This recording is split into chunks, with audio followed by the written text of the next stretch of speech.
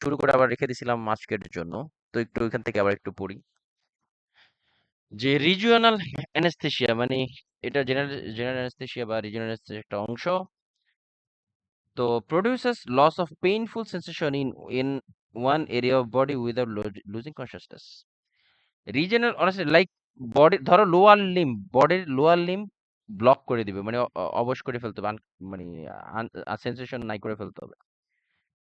এরকম কন্ডিশনে তোমার এই রিজিওনাল অ্যানেস্থেসিয়া হলো খুবই কমনলি ব্যবহার করে লাইক এই লিডোকেন আমরা তো জানি লোকাল অ্যানেস্থেসিয়া হিসেবে লিডোকেন খুবই ব্যবহার করা হয় যদি যেই জায়গায় দেয় ওই জায়গায় কাজ করে। তো এটার ফলে পেশেন্টের কোনো কনসাসনেস ডাউন হয় না। যেমন কি কি লাইক লিডোকেইন, প্রোকেইন, টেট্রাকেইন এটসেট্রা। তো অ্যানক্লেক্সে আমরা লিডোকেইন কিন্তু as a anti anaesthetic drug, arrhythmia. হ্যাঁ, অ্যান্টি অ্যারিথমিক ড্রাগ হিসেবে মাথায় রাখতে হবে বেশি। কারণ অ্যানক্লেক্সে লিডোকেইনটা তোমার অ্যান্টি অ্যারিথমেটিক ড্রাগ হিসেবে আসে। বিশেষ করে ventricular tachycardia, premature ventricular contraction এগুলোতে খুবই ব্যবহৃত হয় লিডোকেইনটা। তারপর আসলে spinal spinal anaesthesia anesthetic introduced into subarachnoid space containing cerebrospinal fluid. It produces anesthesia below the level of diaphragm এবং এই স্পাইনাল অ্যানেস্থেসিয়া দিলে এটা ডায়াফ্রামের নিচের অংশগুলোকে অবশ করে দেয়। এবং hypotension and post spinal headache are common. Keep flat for 6 to 8 hours. এটা গতকালকে বলছিলাম, দেখেন আর জোর না দিই। তারপর আসলে এপিডুরাল অ্যানেস্থেসিয়া।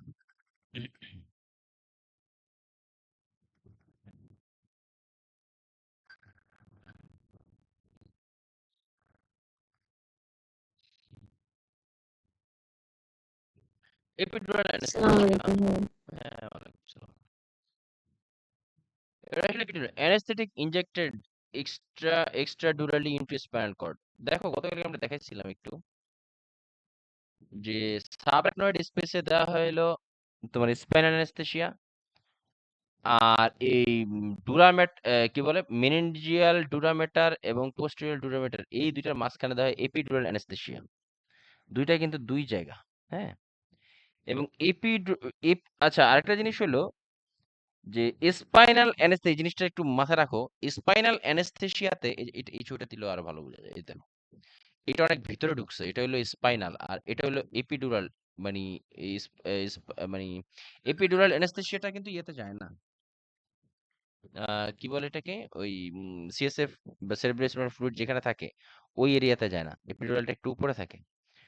তো স্পাইনাল অ্যানেস্থেসিয়াতে হেডেকটা কমন, হেডেক হইতে পারে এক্সপেক্টেড, বাট এপিডুরাল অ্যানেস্থেসিয়াতে কিন্তু আম, তোমার ইয়ে কমন না, হেডেক কমন না।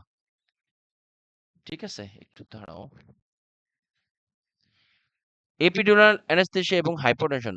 এপিডুরাল অ্যানেস্থেসিয়াতে হেডেক কমন না, দেখো it inhibits sympathetic nervous system and can cause peripheral vasodilation with potential hypotension. Epidural anaesthesia ক্ষেত্রে তোমার ইয়ে কমন না কিন্তু, হ্যাঁ, হেডেক। একটু দাঁড়াও।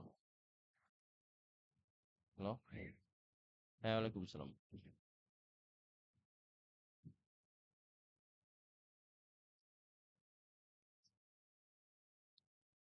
আচ্ছা আমি তো একটু বাইরে আছি।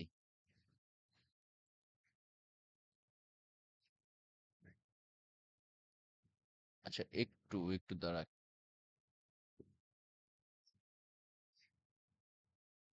ও আচ্ছা।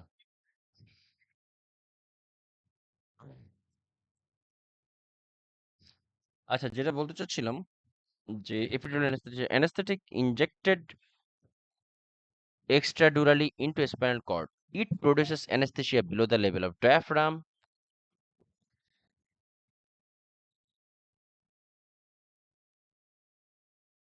It produces কত anesthesia পেজ পড়াচ্ছে? 309.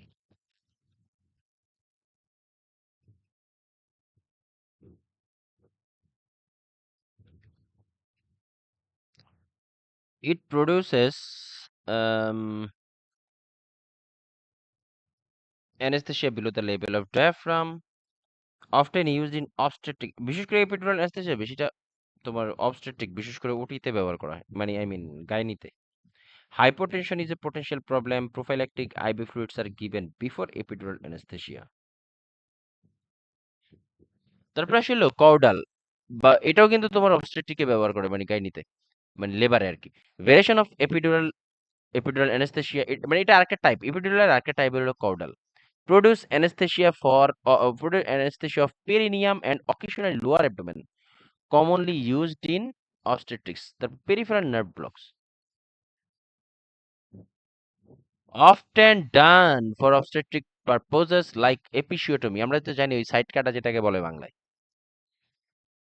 যখন কি মানে সেফালোপেলভিক ডিসপ্রপোর্শন। একটু দাঁড়াও, একটু একটু।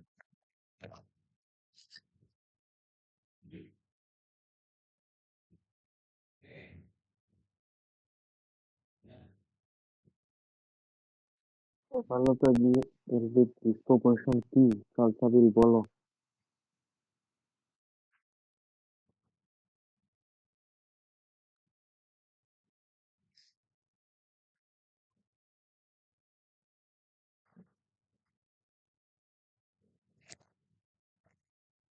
যেটা বলতে চাচ্ছিলাম যে কর্ডাল এটা কিন্তু আরেক প্রকার ইয়ের অংশ, এটাকে কি বলে তোমার, মানে এপিডুরাল অ্যানেস্থেসিয়ার একটা টাইপ। সোজা কথা যদি সিম্পলি বলি, এপিডুরাল অ্যানেস্থেসিয়ার আরেকটা টাইপ আর কি।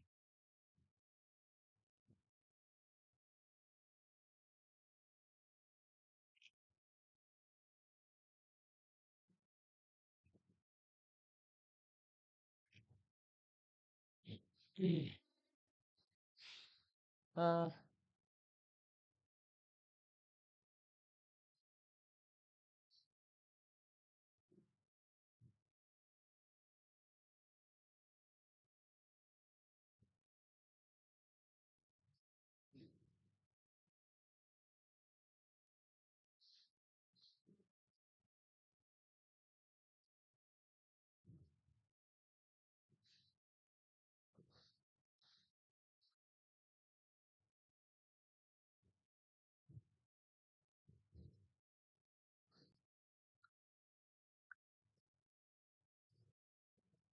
এরপর আসি হলো peripheral nerve block, often done for obstetric purposes like episiotomy, include episiotomy তো মানে বুঝো এই সাইড কাটা, তারপরে ইনক্লুড পোডেন্টাল পেরিনিয়াল বা প্যারা সার্ভাইকাল নার্ভ ব্লক। হ্যাঁ, তারপরে এখানে আর বলার মতো তেমন কিছু নাই। এবার আসলে পোস্ট অপারেটিভ, অপারেশনের পরে আমরা কি করব? কেয়ার ইন রিকভারি রুম বা এইচডিইউ রুম, এইচডিইউ এইচডিইউ রুমে মূলত এই জিনিসটা বেশি করা হয়, বা পোস্ট অপারেটিভে করা হয় এটা। Care in recovery room, position unconscious client on side unless contraindicated or on back with head to side and chin extended forward. এই পজিশনটা কেন করা হয়? ফারহানা আঁখি পাইসানো, চুপ থাকো একটু, বাকিদের জিজ্ঞাসা করলাম, বলো তো কেন এটা এরকম এভাবে করা হয়? আনকনসিয়াস পেশেন্টকে কেন সাইড লাইন ইয়ে দেওয়া হয় কেন? ঝুঁকির জন্য। হুম, এসপিরেশন হইতে পারে না? আচ্ছা পসিবিলিটি একটা এসপিরেশন। বললো, ওকে। তারপরে আর সাদিয়া, তোমার কি মনে হয়? একটু তাড়াতাড়ি বলো।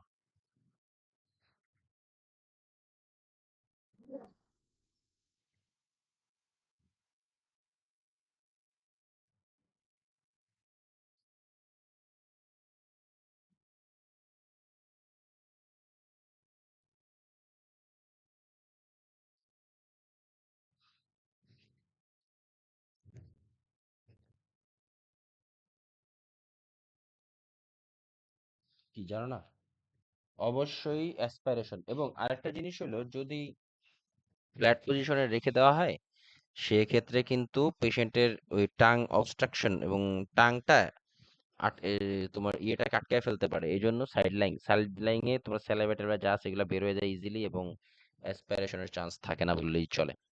তারপর চেক ফর প্রেজেন্স বা অ্যাবসেন্স অফ গ্যাগ রিফ্লেক্স, এই জন্য দেখবে কেন গ্যাগ রিফ্লেক্স ছাড়া পেশেন্টকে খাবার দেওয়া হয় না ওটিতে, ওটির পরে, বলো তো,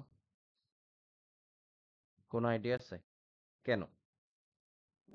অ্যানোয়িং। শ্বাস-প্রশ্বাস বা আপনার রেসপিরেটরি ট্র্যাক্ট ঠিক আছে কিনা ওইটা। আমার রেসপিরেটরি ট্র্যাক্ট ঠিক আছে কিনা, ওকে।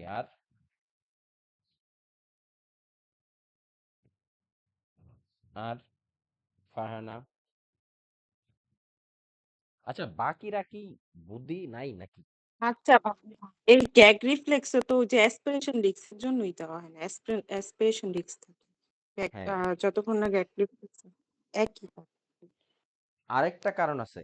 কারণ intestinal motility, I mean intestine যদি নাড়াচাড়া না করে, ধরো রেসপিরেটরি এরিয়াতে যদি নাও যায় পেশেন্টের, কিন্তু এটা যদি ইন্টেস্টাইনাল মুভমেন্ট যদি না হয়, এটা ইন্টেস্টাইনে গিয়ে আটকে যেতে পারে, তখন আবার ইন্টেস্টাইনাল অবস্ট্রাকশন হয়ে যাবে। এটার জন্য কিন্তু গ্যাগ রিফ্লেক্সটা জরুরি। তারপরে keep artificial airway in place until gag and swallow reflex has return, administer oxygen as ordered, check vital sign every 15 minutes until stable. Important, হ্যাঁ, এটাও কিন্তু কোশ্চেনে পাওয়া যায় যে পোস্ট অপারেটিভ কত মিনিট পর পেশেন্টের ভাইটাল সাইন চেক করতে হয়? 15 মিনিট, 30 মিনিট, তোর 1 ঘন্টা পর পর। ইনিশিয়ালি হবে 15 minute, then every 30 minute report respiration out of 10 to 30 breaths per minute.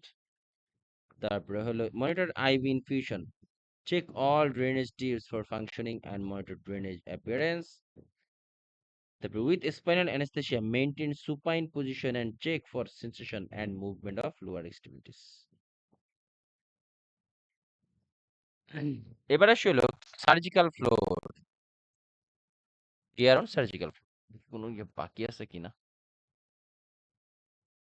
আচ্ছা, স্পাইনাল, আচ্ছা, স্পাইনাল অ্যানেস্থেসিয়া একটু বলতে ভুলে গেছিলাম। স্পাইনাল অ্যানেস্থেসিয়া এবং এপিডুরাল অ্যানেস্থেসিয়ার একটু একটু জিনিস বলে নেই।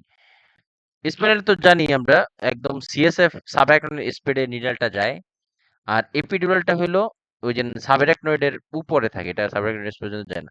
হাইপোটেনশন দুইটাতেই কিন্তু কমন থাকে, আর হেডেক স্পাইনালে কমন থাকবে, বাট এপিডুরালে নট কমন। কেন কমন না? কারণটা হলো ইট ইনহিবিটস সিম্প্যাথেটিক নার্ভাস সিস্টেম। না, এটা না, মানে এটা না। আচ্ছা, রিকভারি, এই যে এটা হলো মানে সাইড লাইন পজিশন, এই যে রিকভারি পজিশন এইভাবে রাখা হয় পেশেন্টদের, দেখো ওটির পরে। Prevent tongue obstruction and aspiration, মানে সাইড লাইন পজিশনে, হ্যাঁ। এটাকে আবার ডিকাম্বেট পজিশনও বলে। হ্যাঁ, রিকাম্বেন্ট পজিশনে বলে। এনেমা দেওয়া হয় কোন পজিশনে জানো? নেক্সট নিচেস্ট সিজদা পজিশন। সিজদা পজিশন না, রিভার্স ট্রেন্ডেলেনবার্গ বা সিমস পজিশন। রিভার্স ট্রেন্ডেলেনবার্গ বা সিমস।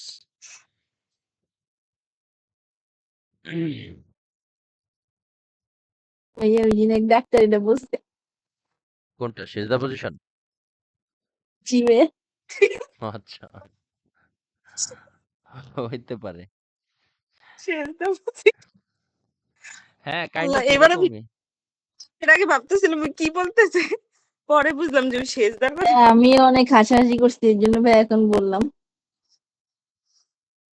ওই দিন মানে আমাদেরকে মাঝে মাঝে মানে ইয়ে করে, তোমার অনেক ক্লায়েন্ট, অনেক স্টুডেন্টরা ফোন দেয়। তো আমি সবসময় বলি যে তোমার জি আব্দুর রহমান বলছি ব্রাক থেকে, ঠিক আছে, এরকম ভাবে বলি না। বলেন কিভাবে কি করতে পারি। তো ওই দিন ফোন দিছিল একজন, তাই বলতেছি কি বলে, কি বলে, ব্রাক বলছি আব্দুর রহমান থেকে। বুঝছো? উল্টা বলে ফেললাম। হ্যাঁ, তারপরে যে ছিল লিসেনার সে কনফিউজ হয়ে গেছে যে কি বললাম, পরে আবার আবার ঠিক করে বলছি। আল্লাহ, যাই হোক, এবার আসলে care on surgical floor, encourage deep breathing and কফিং every 1 to 2 hours। Deep breathing আমরা করতে বলি to prevent the collapse of alveoli যাতে কলাপস হয়ে না যায়, এই জন্য আমরা ডিপ ব্রিদিং করতে বলি। এবং কফিং করতে বলা হয় এভরি 1 to 2 hours। কিন্তু স্পেসিফিক কিছু, বিশেষ করে এনি হেড সার্জারিতে কফিং, স্নিজিং এগুলো কিন্তু কন্ট্রাইন্ডিকেটেড, মাথায় রাখতে হবে। কন্ট্রাইন্ডিকেশন ফর কফিং, স্নিজিং এগুলা। Like cataract surgery, retinal detachment, stapedectomy, hypophysectomy, oesophageal varices. দেখো উপরে চারটা সবগুলো কিন্তু মাথার বিষয়।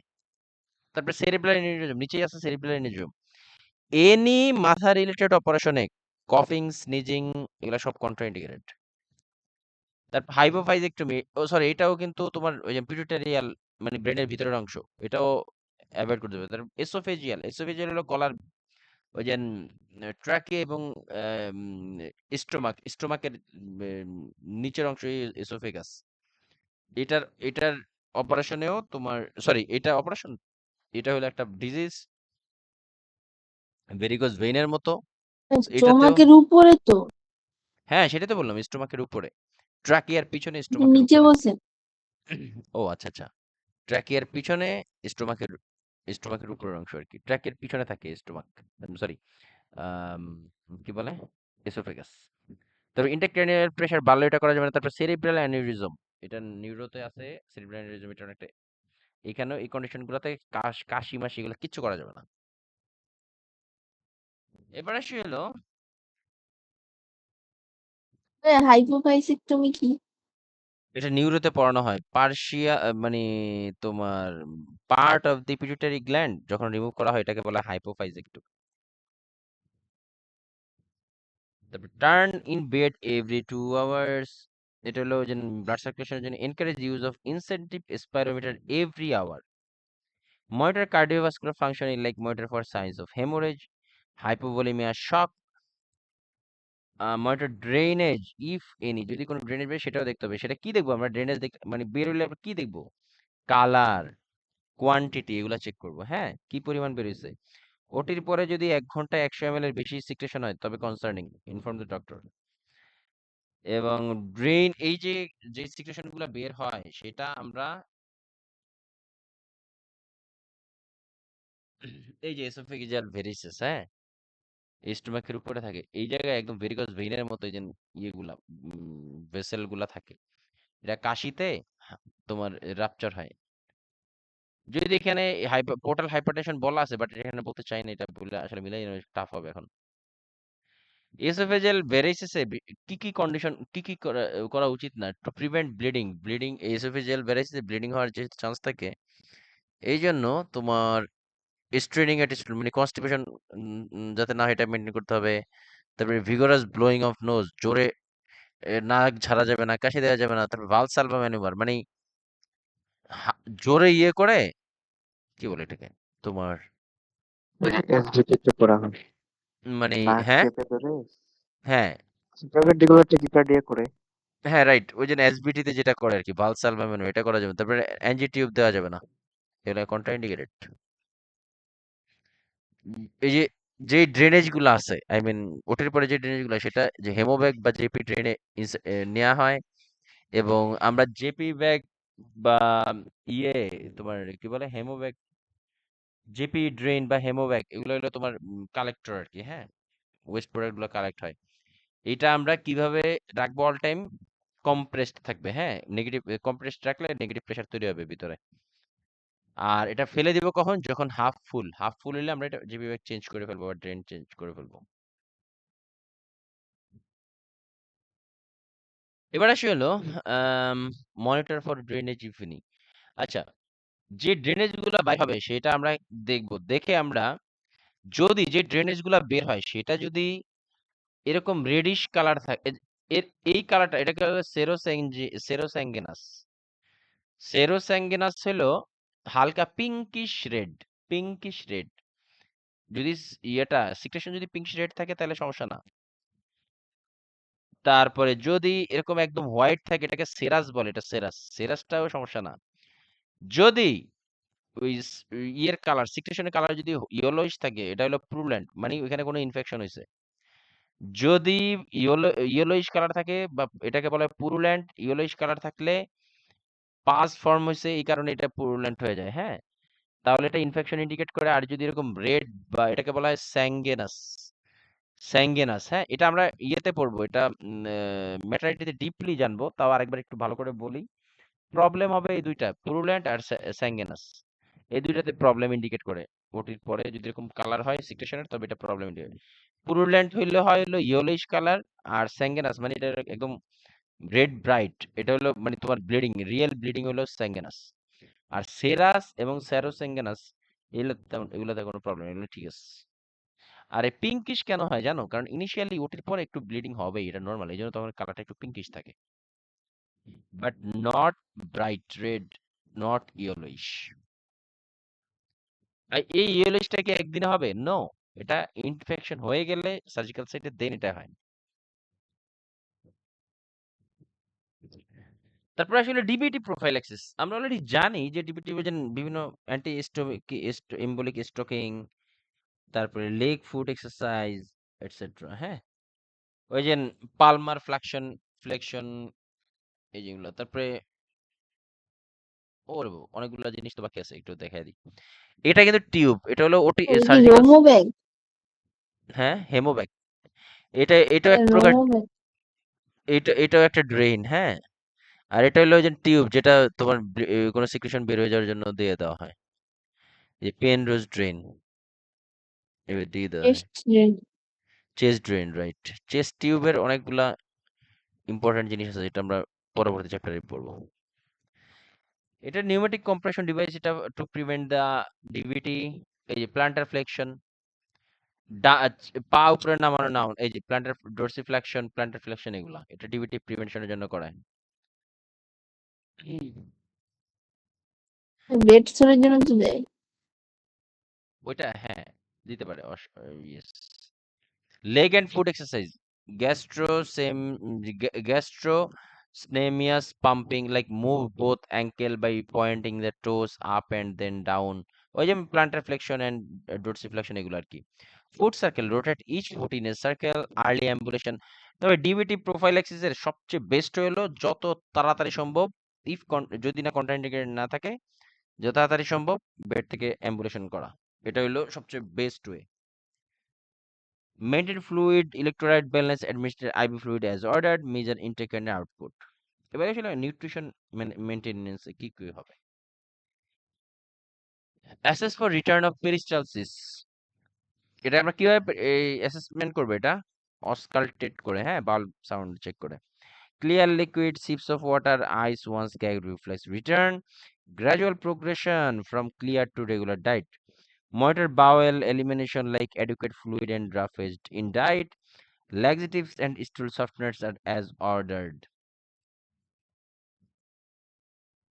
Monitor urinary elimination, কিভাবে আমরা ইউরিন বের করব? Check for bladder distension, measures to promote urination like male patient assist to stand on side of bed, female পেশেন্টের ক্ষেত্রে let her running water or pour warm water on perineum। Yes, এটা আমি পাইছিলাম পারে না এটা, এটা যে প্রশ্ন আসতেছে না, কি করবে যে তোমার পানির সাউন্ড, তারপরে তোমার পেটের উপরে পানি বা পেরিনিয়াম এরিয়ার উপরে পানি ফোঁটা ফোঁটা ছাড়লে তখন প্রস্রাবের বেগ হয়। বাচ্চাদের ছোটবেলায় যেমন ইস এরকম করে না, এরকম এই টাইপের আর কি, সাউন্ড দিলে প্রস্রাব করে, অথবা এক্সটার্নাল স্টিমুলাই দিলে প্রস্রাব করতে মানে মানে ইয়ে হয়, ভালো হয় পেশেন্টের জন্য।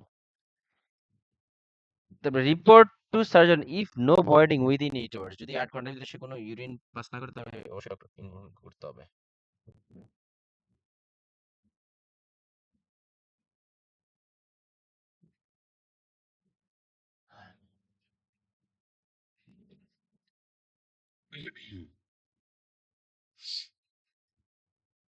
তারপরে আসে হলো pain management as ordered, like assess for pain, check the last time of pain medication received in PSCU, administer analgesic as ordered or instruct the proper use of PCA if ordered, attempt non-invasive measures like distraction, back rub, quiet and restful environment। তারপর ড্যাঙ্গেল লেগও করা হয় অনেক সময় poster হাইপোটেনশনকে prevent করার জন্য। পেশেন্টের সময় উঠা খাটের থেকে বসার জন্য অথবা বসার থেকে দাঁড়ানোর জন্য যখন ইয়ে করে, তখন তোমার পোস্টুরাল হাইপোটেনশন বা অর্থোস্ট্যাটিক হাইপোটেনশন হয়। মানে কি, মানে পজিশন চেঞ্জের সময় পেশেন্টের সিস্টোলিক ডায়াস্টোলিক প্রেশার ড্রপ করে। এই জন্য ড্যাঙ্গেল লেগ বলতে বোঝায় যে ধরো তুমি খাটে আছো, খাটে শুয়ে আছো, তুমি বসবা। তো বসার জন্য বসতে যাওয়ার আগে পাটা তুমি যদি আগে রাখো, তো ব্রেন তখন সিগন্যাল পায় যে আমি মুভমেন্ট করব। এটাকে বলা হয় ড্যাঙ্গেল লেগ। আবার ধরো বসে আছো, তুমি দাঁড়াবা, পাটা আগে একটা সাইডে রাখলা, যে কোনো একটা পাশে পাটা মানে একটা ইয়ে করলা, মানে একটা সিগন্যাল, মানে পাটা একটু মুভমেন্ট করলা, একটা পা, ব্রেনকে তখন সিগন্যাল দেয় যে তুমি মুভমেন্ট করবা। এই জন্য এটাকে বলা হয় ড্যাঙ্গেল লেগ। আগে একটা মানে getting out of bed, dangle legs মানে পজিশন চেঞ্জ করার আগে পায়ের যেই চেঞ্জ, সেটাই হলো ড্যাঙ্গেল লেগ। এটাকে ভালো কাজে দেয়, ভালো পদ্ধতি এটা।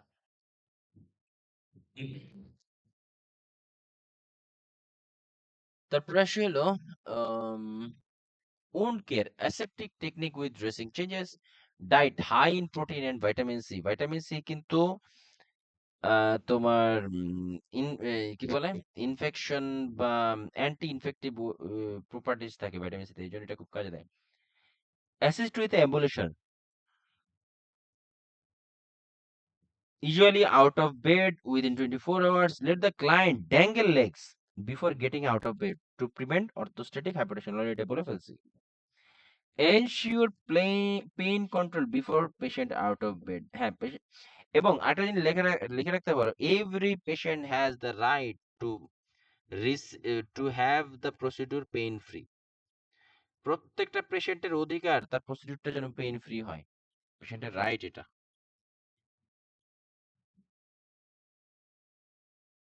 এবার আসলে পোস্ট অপারেটিভ কমপ্লিকেশনস। অপারেশনের পরে কি ধরনের কমপ্লিকেশন হতে পারে সেটা একটু আমরা দেখবো আস্তে আস্তে। রেসপিরেটরি সিস্টেমে কি হয়? Major complication like pneumonia, atelectasis. কারণ ব্যথায় পেশেন্ট অনেক সময় ইয়ে করে না, তোমার ওই ব্যথার কারণে ধরো বিশেষ করে থোরাসিক এবং অ্যাবডোমিনাল অপারেশন গুলাতে প্রচুর ব্যথা থাকে। ব্যথা এটা তো থাকবে, এটা স্বাভাবিক, এক্সপেক্টেড, অপারেশন ব্যথা থাকবে না। তো এই ক্ষেত্রে দেখা যায় পেশেন্ট ওই যে জোরে শ্বাস প্রশ্বাস নেয় না, যার ফলে আস্তে আস্তে তোমার অ্যালভেলা এগুলো কলাপস হয়ে যায়, এবং এই কারণে অ্যাটলেক্টেসিস হয়, collapse of alveoli. Pneumonia same কারণে হয়। আবার হাইপোক্সিয়া হয় এখানে কেন? কারণটা হলো hypoxia in post operative obese পেশেন্টদের ক্ষেত্রে কেন হয়? Risk is high in those who receive general anaesthesia due to airway obstruction, might need to re-establish the airway in order to relieve hypoxia and improve oxygenation.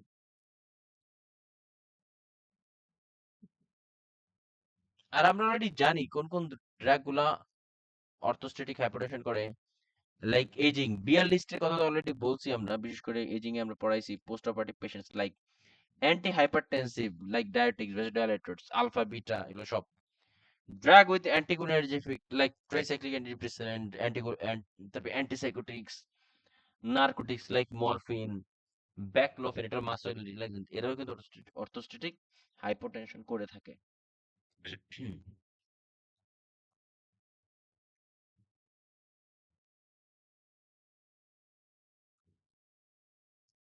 এবার আসি হলো cardiovascular সিস্টেমে কি হয়? Common complication like DVT, pulmonary emboli, haemorrhage and shock. Risk of DVT higher with lower abdominal surgery. Lower abdominal surgery গুলাতে এজন্য দেখবা যে মানে সিজারিয়ান সেকশনে ডিভিটি কারণে অনেক পেশেন্টের প্রবলেম হয়, এটা খেয়াল রাখতে হয়, কারণ লোয়ার অ্যাবডোমিনাল সার্জারি এগুলো DVT, pulmonary emboli, haemorrhage and shock, তারপরে risk of DVT higher like lower abdominal surgery, previous history of DVT, যদি পূর্বে কারো ডিভিটি হিস্ট্রি থাকে তার আবারও ডিভিটি হওয়ার চান্স থাকে। Vein injury from tight leg stress during surgery, same position for prolong time, same পজিশনে থাকলে প্রলং টাইমে। আচ্ছা, একটা জিনিস বলে দেই, ডিভিটি যাদের আছে বা হওয়ার চান্স আছে, তারা তাহলে প্লেনে জার্নি করবে কিভাবে? তারা নির্দিষ্ট সময় পর পর একটু চলাফেরা করতে হবে, মুভমেন্ট করতে হবে, হ্যাঁ, এটা যেন মাথায় থাকে, এটা আসে কোশ্চেন এভাবে। তারপর genitourinary system, paralytic is the ileus is the main complication. ওই যে বললাম না, ওটির পরে পেশেন্টের যদি ইন্টেস্টাইনাল মুভমেন্ট না হয়, তাহলে তুমি খাবার দিলে তো অবস্ট্রাকশন হয়ে যাবে। এই জন্য এটা মেইন প্রবলেম হলো ইন্টেস্টাইনাল মুভমেন্টটা ফিরে আসাটা। তো কজটা কি? অ্যানেস্থেসিয়া, অ্যানেস্থেটিক ড্রাগের কারণে এটা হয়।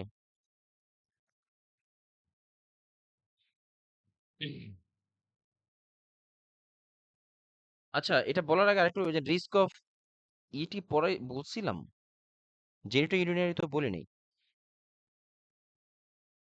জেনিটো ইউরিনারি তো বলি না, কেউ বললো না, কেউ মানে বইয়ের দিকে তাকায় নাই, তাই না? জেনিটো ইউরিনারি বলি না, কেউ বলেও না। Genito urinary system, urinary retention and UTI এর common complications. Urinary retention often due to effect of anesthesia like pain, lack of privacy, etc. এবং high risk of retention with inguinal hernia repair. Yes.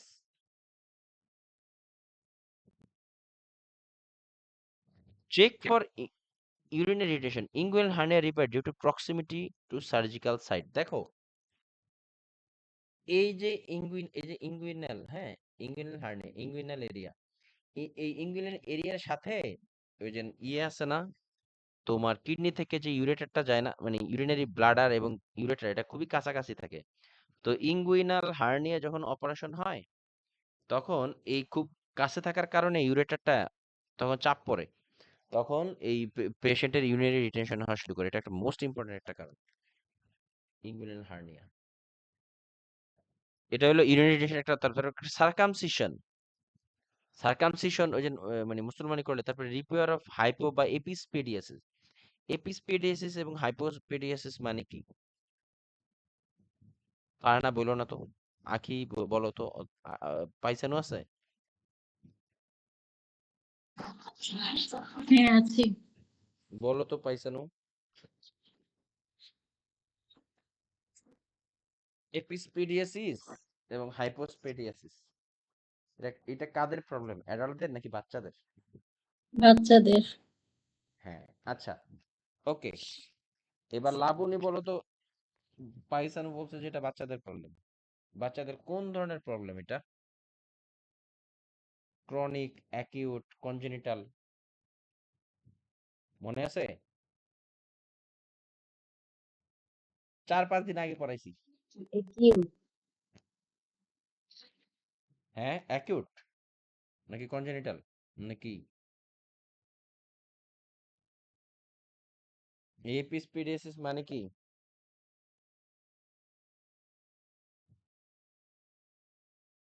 Urinary opening এর উপরে হচ্ছে একটা surface থাকবে। Right, ঠিক আছে, এটা জানা ছিল। এবার আসি হলো ইউরিনারি রিটেনশন। এবার এটা খুবই ইম্পর্টেন্ট, হ্যাঁ। ইঙ্গুইনাল হার্নিয়াতে risk of urinary retention is high risk of retention with inguinal hernia. কারণ এটা হলো খুবই ইঙ্গুইনাল এরিয়া এবং ইউরেটার খুবই কাছাকাছি থাকে। তো ইঙ্গুইনাল হার্নিয়া অপারেশনের ক্ষেত্রে এই ইউটিআই ইরিটেশন হতে পারে, এটা খুবই ইম্পর্টেন্ট।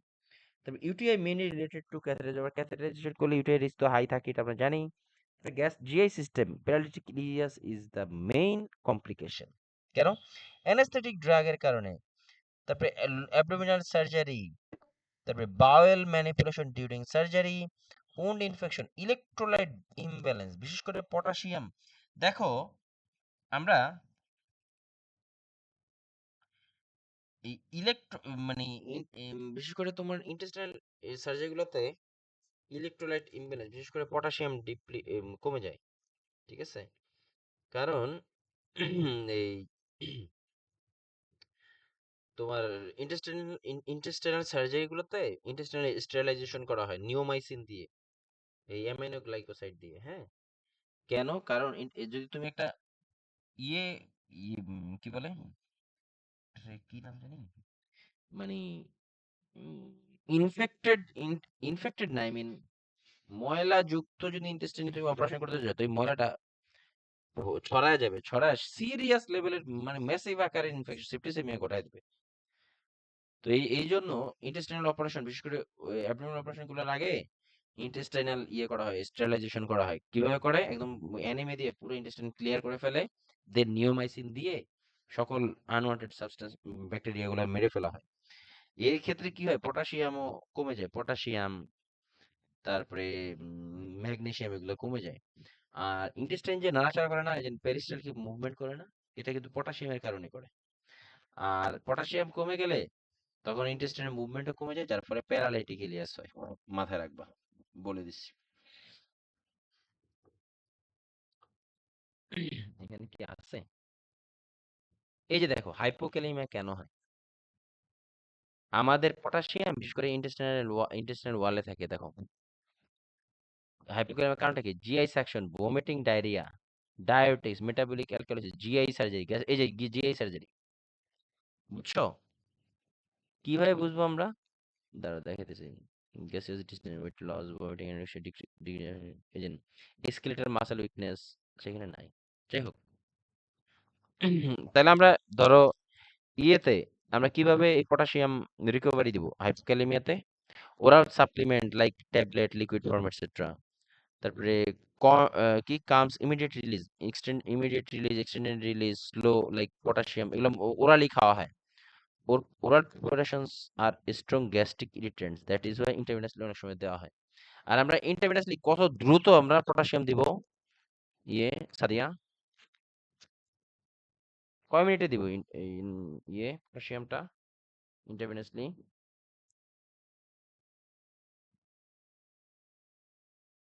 10 to 15 days. হ্যাঁ, 10-20 মিনিট নাকি আরো ফাস্ট? ভাইয়া তাহলে কিরকম ভাবে দিব? তো নর্মাল সেলের সাথে মিক্স করে দেই। স্লোলি দেই নাকি ফাস্ট দেই? হ্যাঁ, slowly, slowly. Very yes, slowly. Very slow. Yes, potassium কখনোই বোলাস আকারে দেওয়া যাবে না, পেশেন্ট উইল ডাই। এবার হার্টে যাই হ্যাঁ, তো এটা তো বললাম কেন ইলেকট্রোলাইট ইমব্যালেন্সের ক্ষেত্রে এবং এর সাথে প্যারালাইটিক ইলেস জড়িত, সেটাও তো বললাম। তারপরে ফাইন্ডিংস কি, আমরা কিভাবে বুঝবো এই প্যারালাইটিক ইলেস হলে? অ্যাবসেন্ট বাউল সাউন্ড থাকবে না, নো প্যাসেজ অফ ফ্লাডাস, মানে এয়ার পাস হবে না, অ্যাবডোমিনাল ডিস্টেনশন হবে, নাউসিয়া ভমিটিং থাকবে এটসেট্রা। এগুলো হলো আমরা ম্যানেজ কিভাবে করব এই প্রবলেমগুলোতে? প্রথমে আসে হলো ইনসারশন অফ এনজি টিউব বা Salem sump tube or intestinal tube for decompression. এই যে দেখো সালেম সাম টিউব, এই যে এই টিউবগুলো বাংলাদেশে আমি জানি না দেখছো কিনা। এখানে এই যে আমাদের এনজি টিউবে কিন্তু মানে একটাই লাইন থাকে, তাই না? কিন্তু এই সালেম সাম টিউবে দুইটা, একটা লাইন থাকে, কিন্তু সালাম সাম টিউবে লাইন একটাই যায়, বাট একটা লাইনের ভিতরে আরেকটা লাইন থাকে। এটা হলো সালেম সাম টিউব। এই সালেম সাম টিউব কি করে? এরা প্রিভেন্ট মিউকোসাল এক্সক্রিশন বা ulceration with prolong suction. Salem sump টিউবটা তোমার লং পেশেন্টের ভিতরে সবসময় থাকে, একদম ইন্টেস্টাইন বরাবর থাকে, স্টোমাক স্টোমাক বরাবর থাকে, এবং এটা পেশেন্টের লং টাইম সাকশনের জন্য কাজে দেয়। এই সাইলেন্সার টিউবটা লং টাইম, মানে আমরা যেমন এনজি টিউবটা দিয়ে করি, এটা দিয়ে কিন্তু সাকশন করা যায় না, বাট সালামসাম টিউব দিয়ে সাকশন করা যায়। এটা লং টাইম এর জন্য এটা এই সালামসাম টিউব ব্যবহার করব, এবং সাকশনও করা যায়। যে এটার ভিতরে এই যে এটা এখান দিয়ে তো থাকে আরেকটা সাইড অল টাইম বন্ধ করে, যে সাইডটা বন্ধ থাকে ওই সাইডটা দিয়ে তোমার সাকশন করা হয় ইন্টেস্টাইনাল অথবা তোমার কি বলে ওই মানে স্টোমাকের ভিতরে কিছু থাকলে ওগুলো বের করে নিয়ে আসতে। এনপিও বা nothing per oral assess bowel sounds every 4 hours encourage ambulation. এবং আমরা জানি ডিবিটি প্রিভেনশনের ক্ষেত্রে সবচেয়ে ইম্পর্টেন্ট হলো as early as possible ambulate the patient. তারপরে আসলে উন্ড হইতেই পারে, হ্যাঁ, এবং উন্ড কমপ্লিকেশনের কি হয় উন্ড কমপ্লিকেশনে?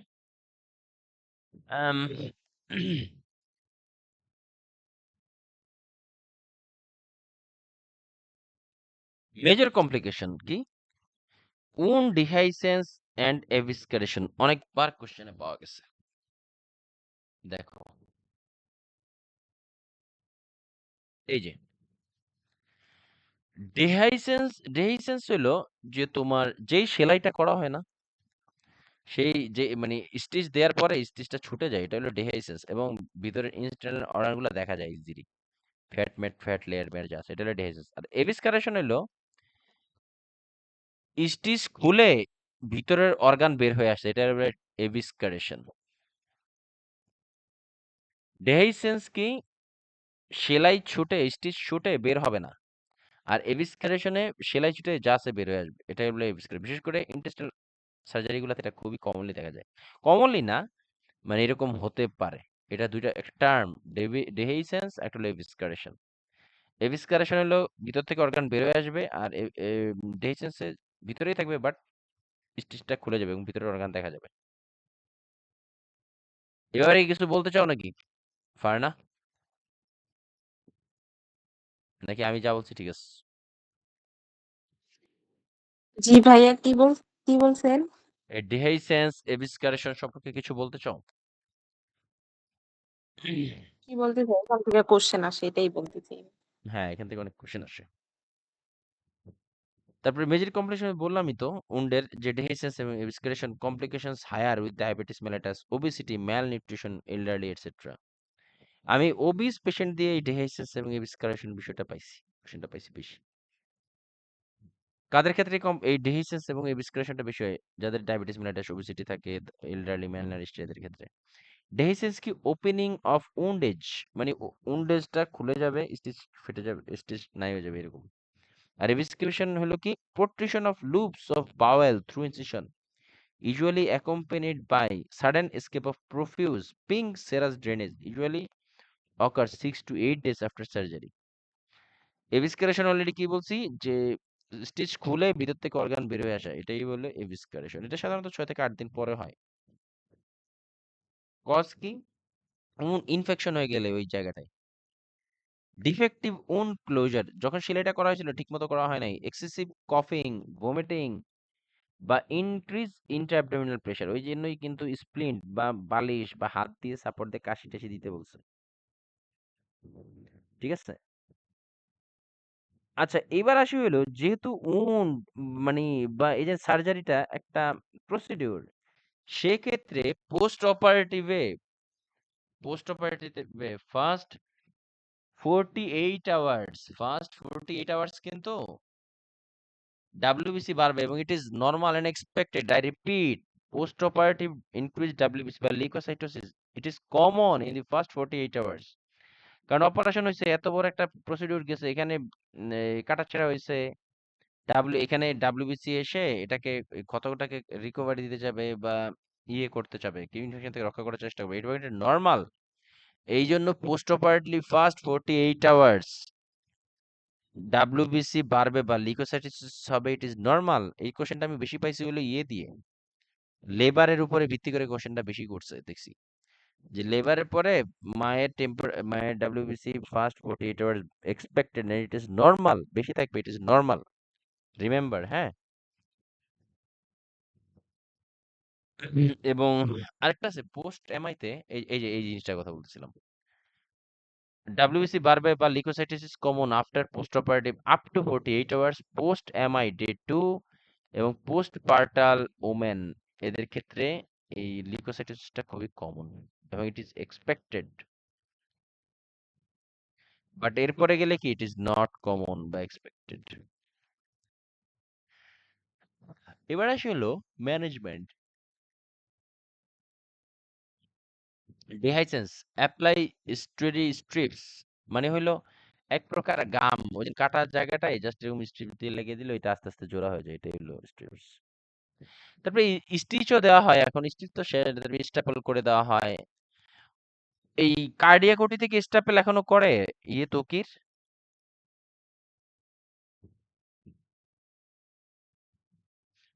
আমার জানা নাই। তারপরে স্টিচ, এটা হলো একটা আঠালো গামের মতো, বুঝছো, জাস্ট একদম টেনে এনে স্কিনটাকে লাগিয়ে দেওয়া হয়।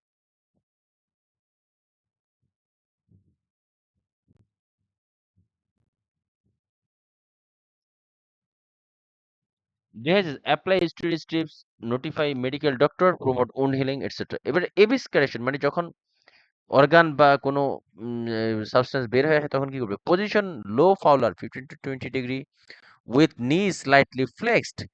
Cover the loop with sterile moist normal saline soaks. Very important. এটা অনেকবার কোশ্চেন আসছে। Position 15 to 20 degree, cover the, মানে যেই অংশটা, এই যে দেখো, দেখায় দিই এটা।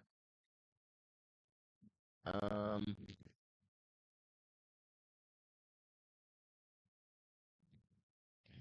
এই যে এটা ইন্টেস্টাইন, হ্যাঁ এটা ইন্টেস্টাইন ছবি দেওয়া আছে, এই ইন্টেস্টাইনের ধরো বের হয়ে আছে, এটাকে যদি তুমি সোক গস পিস দিয়ে ভিজিয়ে না রাখো বা মানে ভেজা গস পিস দিয়ে যদি ঢেকে না রাখো, এটা যদি শুকায় রেখে দেওয়া হয় খালি কোনো একটা পাতলা কাপড় দিয়ে, শুকনো কাপড় দিয়ে, তাহলে এটা কি হবে, এটা বাতাসের অক্সিজেনের সাথে মিশে এই ইন্টেস্টাইন হার্ড হয়ে যাবে, তখন আর ঢুকবে না, তখন এটা পরে তোমার কেটেই ফেলতে হয় অনেক সময়।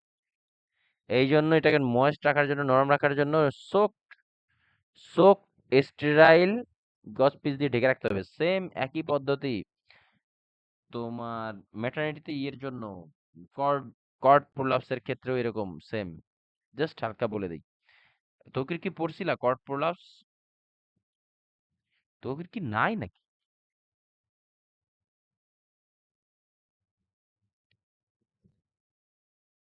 আচ্ছা, কর্ড প্রোলাপসের ক্ষেত্রেও সেম একই পদ্ধতি, ইয়ের উপরে এরকম গস পিস দিয়ে ইয়ে রেখে দেওয়া হয় যাতে ইয়ে না মানে শুকায় যায়।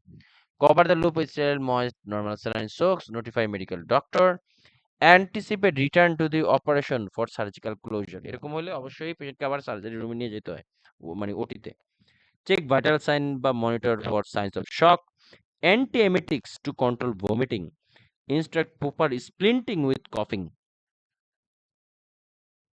এবার আসি হলো ওটির পরে কিছু মেন্টাল ইস্যু দাঁড়ায়, সেটা হলো এই যে এটা পোস্ট অপারেটিভ কগনিটিভ ডিসফাংশন বা পিওসিডি বলা হয়, new cognitive impairment arising after a surgical procedure in which a patient's memory, social integration, and language comprehension may suddenly decrease after surgery.